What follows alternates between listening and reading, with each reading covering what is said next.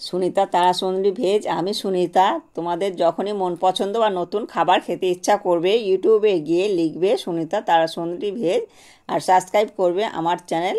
আমার সমস্ত রান্নার আপডেট পেতে বেল নোটিফিকেশনটা অন করে রাখবে বন্ধুরা।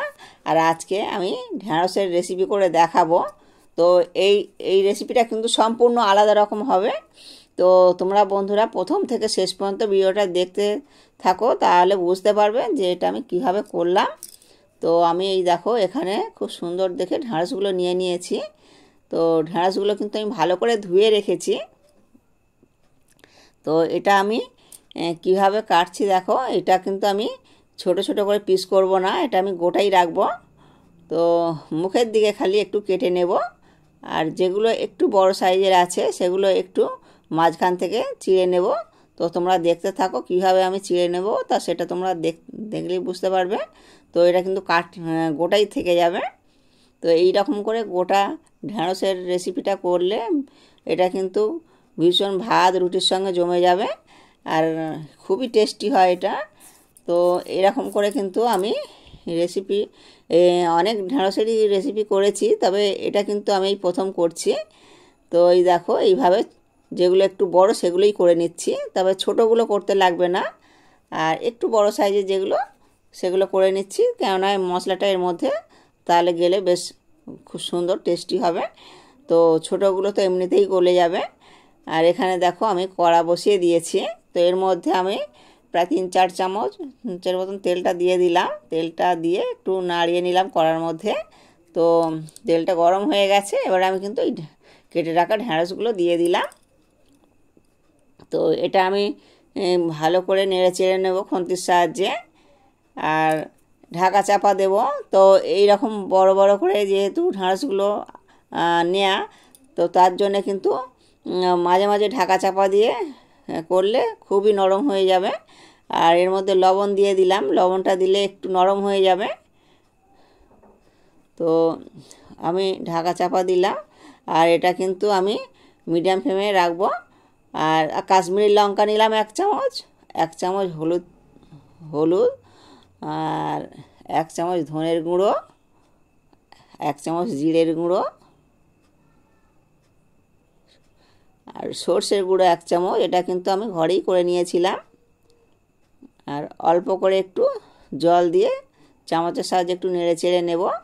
আর এরকম করে মশলাটা করে রাখলে তাহলে কিন্তু চুঙে উঠবে না। তো তার জন্য কিন্তু মশলাটা আমি এইভাবে গুলে নিলাম। আর এখানে আমি দেখব একটু ঢাকাটা খুলে। তো এই দেখো অনেকটাই কিন্তু হয়ে মানে নরম হয়ে গেছে। তাও আমি এটা আরও 2বার কিন্তু ঢাকা চাপা দিয়ে করে নেব। তো এইভাবে করে নিলে কিন্তু খুবই নরম হবে, আর এর মধ্যে ভাজতে ভাজতেই হয়ে যাবে। আর দেখো অনেকটাই কিন্তু নরম হয়ে গেছে।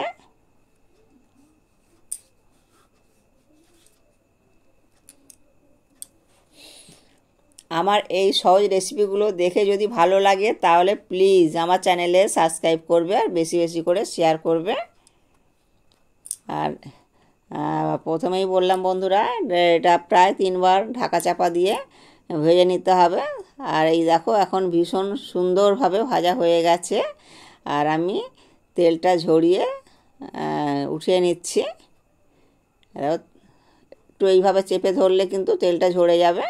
আর এর মধ্যে আরও একটু তেল অ্যাড করব। তো 2টো শুকনো লঙ্কা দিলাম, একটা তেজপাতাকে 2 টুকরো করে দিয়ে দিলাম, 3টে কাঁচা লঙ্কা চিড়ে দিয়ে দিলাম। আর এখানে মৌরি আর কালো জিরেটা দিয়ে দিলাম। মৌরি আর কালো জিরেটা দিলে খুব টেস্টি হয়, তো তার জন্য আমি মৌরি আর কালো জিরেটা দিয়ে দিলাম। তো এটা একটু ভাজা ভাজা হয়ে গেলে আর যে সমস্ত উপকরণগুলো দেব সেগুলো তোমরা দেখতে থাকো বন্ধুরা।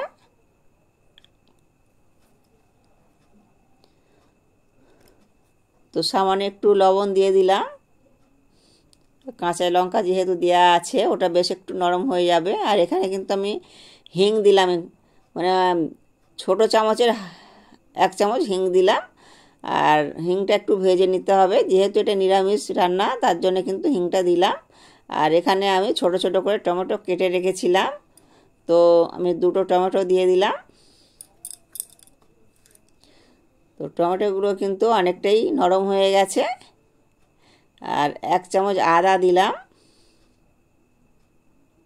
আদাটা দিয়ে একটু নেড়েচেড়ে নেব। আর আমি যে মশলাটা করে রেখেছিলাম ওই মশলাটাই এবারে এর মধ্যে দিয়ে দেব। তো এই দেখো বন্ধুরা, মশলাটা দিয়ে আমি বাড়িটা ধুয়ে আরেকটু জল দিয়ে দেব। তো এটা আমি এবার খুন্তির সাহায্যে নাড়াচাড়া করে নেব।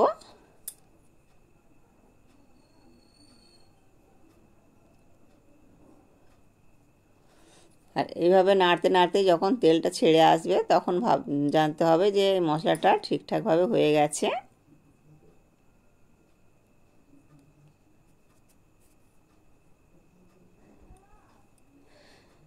আর এর মধ্যে আমি কাসুরি মেথি একটুখানি হাতের সাহায্যে পাকিয়ে নিয়ে দিয়ে দিলাম।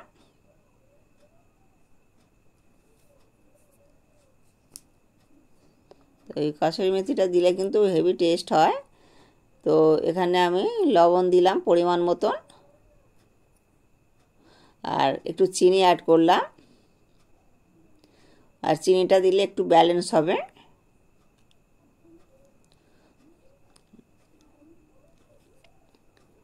তো এবারে আমি 1/2 চামচ ঘি দেব। ঘিটা দিয়েও একটু কিন্তু আমি খুন্তির সাহায্যে নেড়ে চেড়ে নেব।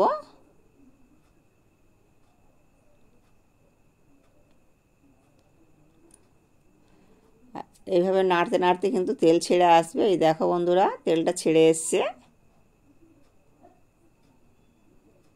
আর দেখতে পাচ্ছ বন্ধুরা কত সুন্দর তেলটা ছেড়ে এসছে। এবারে কিন্তু আমি ভেজে রাখা ঢ্যাঁড়সটা দিয়ে দেব। এটা দিয়ে দিলাম। এবার খুন্তির সাহায্যে একটু নেড়ে চেড়ে নেব।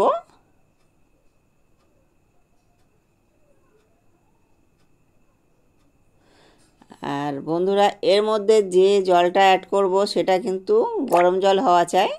তো ঠান্ডা জলটা দিলে কিন্তু এটা কিন্তু ভালো হবে না। তো আমি কিন্তু গরম জল করে রেখেছি, তো আমি অল্প একটুই গরম জল দিয়ে দিলাম। যেহেতু ঢ্যাঁড়সটা ভাজতে ভাজতে কিন্তু অনেকটাই সিদ্ধ হয়ে গেছে, আর যেটুকু বাকি আছে এইটুকু জলের মধ্যে কিন্তু হয়ে যাবে।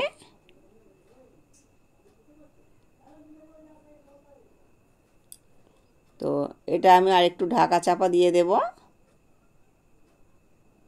তো তোমরা বন্ধুরা একবার হলো এই রেসিপিটা ট্রাই করে দেখবে, ভীষণ ভীষণ সুন্দর খেতে লাগে। আর এটা কিন্তু ভাত রুটির সঙ্গে খুব ভালোভাবে জমে যাবে। তো শুধু যদি এরকম একটা রেসিপি হয় তাহলে কিন্তু অনায়াসে 1 থালা ভাত উঠে যাবে। তো এখানে আমি 1 মিনিটের মতন ঢাকা চাপা দিলাম। তো 1 মিনিট পর আমি এটা উঠিয়ে নিয়ে দেখব কতটা কি হয়েছে। এই দেখো বন্ধুরা, কত সুন্দরভাবে হয়ে গেছে আর কত লোভনীয় হয়েছে।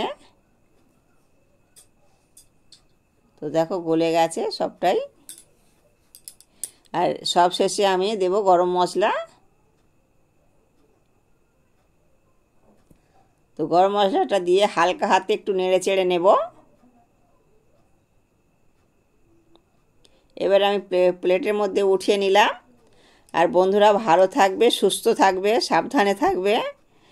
আবার নতুন একটা রেসিপি নিয়ে চলে আসব। আর ভিডিওটা এখানেই শেষ করলাম।